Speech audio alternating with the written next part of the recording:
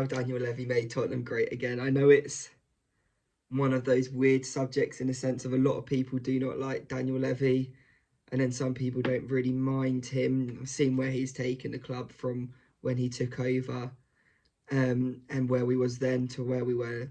Well, the main bit was 2019 with the Champions League final, and then also the backlash where we didn't support Poch, and what would have happened if we supported Poch. And over the years, he's been very tight, and not really put the club first. However, I think personally he's changed, and I don't know if that's the whole Stockholm syndrome sort of thing where you're hurt so many times by someone, a slight change, and then you start to believe in them again and you're kind of attached to them. I'm not sure if it's to do with that because now we're a little bit positive, but the whole video is going to be about from the summer of 2021 when we got rid of Jose. Well, just before the summer. So when we got rid of Jose in 2021, Levy was a big advocate to start with trying to get Conte and Patrici in, where sadly Conte said no to start with. So we just got Patrici, and then that was in June 2021. And that was kind of the new era at Spurs, I like to call it. So that was Daniel Levy started to take his sort of overhaul of the whole team, and he was putting in someone else's hands slightly, still taking some ownership, but he was giving a lot of his characteristics towards someone else who had greater experience, I would say, at a bigger club than Daniel Levy himself. So with that, and the charge of what Patrici had, he first wanted Paulo Fonseca from Roma and then Gattuso, I believe, from Napoli. What happened with that is obviously Gattuso was pretty much about to sign, and the fans said, no, we're not having this. To which a lot of people don't think, but Daniel Levy was the one who then said, right, we're not going to get him anymore. So he saw that the fans didn't want it. So he put his foot down and said, right, no, we're not doing this. And although you could say, well, one, it shouldn't have been happening in the first place because of the thing, and two, you could say that he was looking out for his own back because he knew that if Gattuso would have signed, the Levy out brigade would have been even stronger. Especially at the time, it was quite heavy a couple of years back with a Daniel Levy out sort of thing. Sadly, then we hired Nuno, great manager, but not really for us. That was a more Patrici signing. And really, Patrici's aim from Levy was to get the squad lower in age, less wages, and then also make the squad a little bit bigger because we've always struggled with squad depth. So in Patrici's first summer, we got Romero, Hill, Galini, Sarr, and Real. I know Romero's been a success. Sarr's been, I'd say, a really good success. Real's a great squad player in my opinion and can do a job as a starting right back, but I think he's great for a squad player. Sadly, Brian Hill, I'm a little bit meh about. Obviously, he shows great promise in Spain, but I don't know if he's a Premier League player, if I'm honest. And then Galini, vibe player, great squad player, but not a great player for us, sadly. But as soon as Patrici joined at the club, Levy started taking away his time in the training ground. So you probably see in the Tottenham documentary, Daniel Levy was always at the training ground talking to the players. There's the famous Danny Rose clip where he goes, right, I'm going to go speak to Daniel, to Jose when Jose wasn't playing him and things like that. And when Patrici joined, that whole aspect of Levy being there reduced dramatically, and then Fabio Patrici was there more. So that kind of resolved that sort of issue in a way, and also gave Fabio a great feel of knowing that he was the sort of person who was going to be around the club and taking that leadership role. I think that helped the squad a lot because you could see, especially on the sidelines during that season when it was Nuno then Conte, he was a massive part of the squad. There was chants for him. He was shouting at the refs. He was screaming on the team. You kind of looked like an assistant coach or manager on the sidelines there. You wouldn't think he was the sporting director. Sadly, the whole Nuno thing didn't work out, but then Fabio Patrici managed to convince Conte to come in. So then the whole Levy thing happens again. So Conte, as we all know, he prefers experienced older players, and Levy wants Tottenham to be more of a young, flourishing squad. So that was kind of a little bit of back and forth between those two. So their relationship wasn't great to start off with. So Conte in his first January it was, he wanted Traore, and Levy wanted Luis Diaz instead as their winger. Because of Fabio, we kind of dodged the whole Luis Diaz thing, and gladly we got Kulu and Bentancur has probably been two of our best players in the past 2 years since they joined, or 2.5 years, sorry.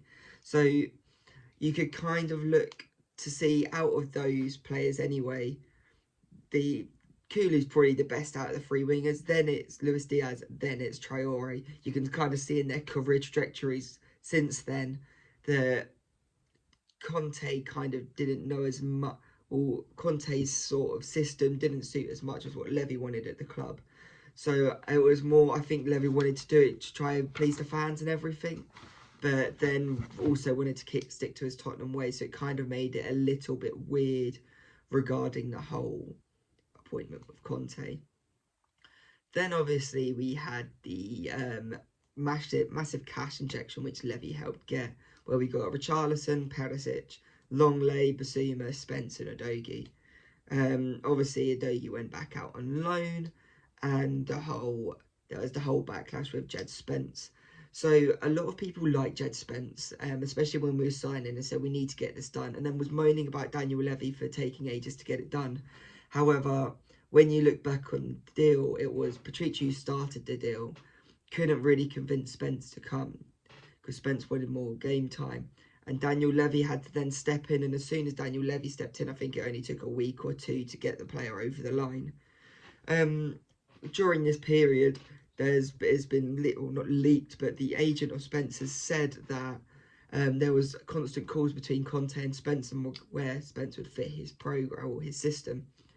As soon as we signed Spence, Conte then said it was a club signing. So you could read into that however you like, but if you're speaking to a player and saying how they're going to fit your system, it doesn't feel like a club signing. It feels like you kind of wanted that player as well, but you don't always know what the actual details are because we obviously wasn't there. Then in that season, obviously we had the Patrici scandal with the Plus Valencia thing with Juve, where he had to stand down and become more of a consultant in the background. Still there, and you can still see him doing a little bit in the background, signing some players.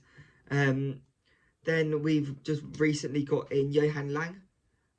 So he's more of a data-driven analyst to help with the transfers, and I think that's where you're seeing the transfers, like the young centre-back we got from Croatia.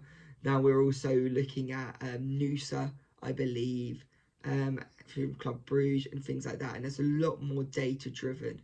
You can also see with our recent signings, especially as of late, so you look at the centre-back we got from Romania,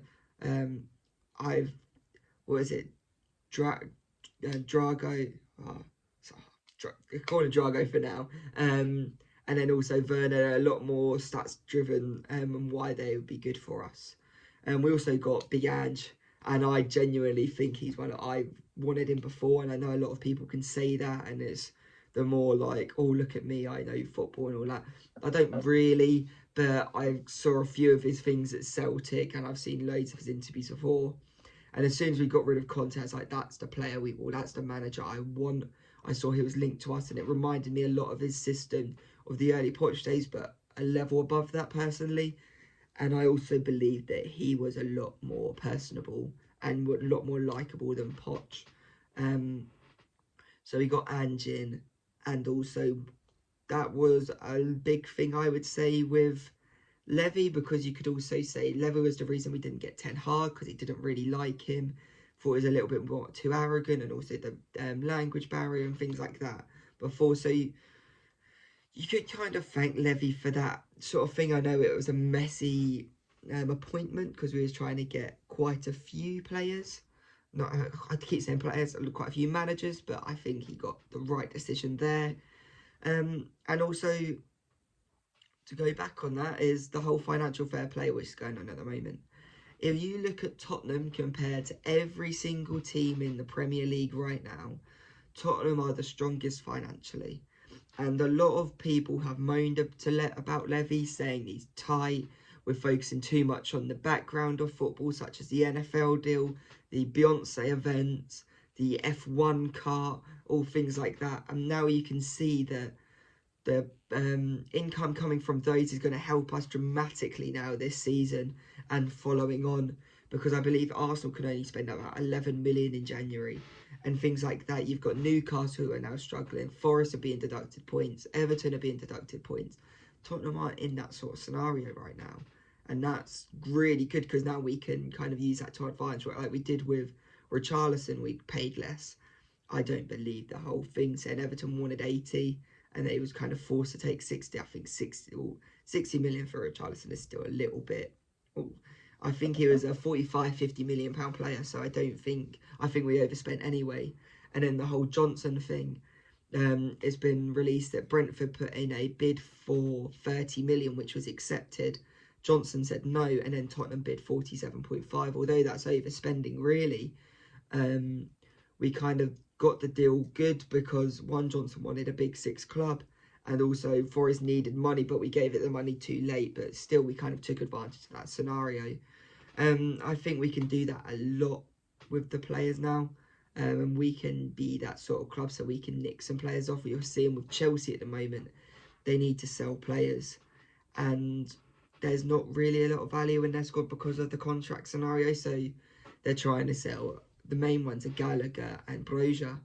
And Broja they're wanting about 50 mil for. But you could see they sold Mount, who was an academy prospect and one of their better players, but they can't get a lot of money for Mudryk, Caicedo, Fernandez, because they're in such high contracts and such long contracts that there's only a certain amount of teams in the world who can afford these players.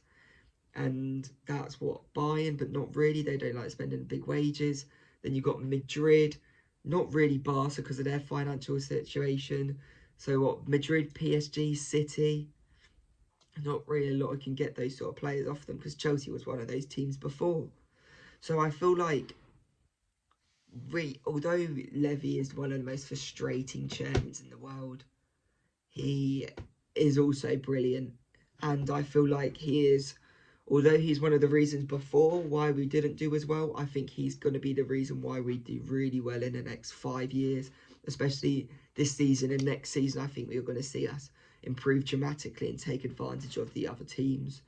So let me know what you think of Daniel Levy in the comments. I know there'll be a few Levy outs and things like that because I know he splits opinion in the fan base, but I feel like even if you do feel that way, I think you have to give someone credit where it's due. And I feel like over the last season, especially since 2021, I think Levy has helped us dramatically get to the next level and put us into a position of great power. So look forward to seeing you in the next video and catch you in a bit.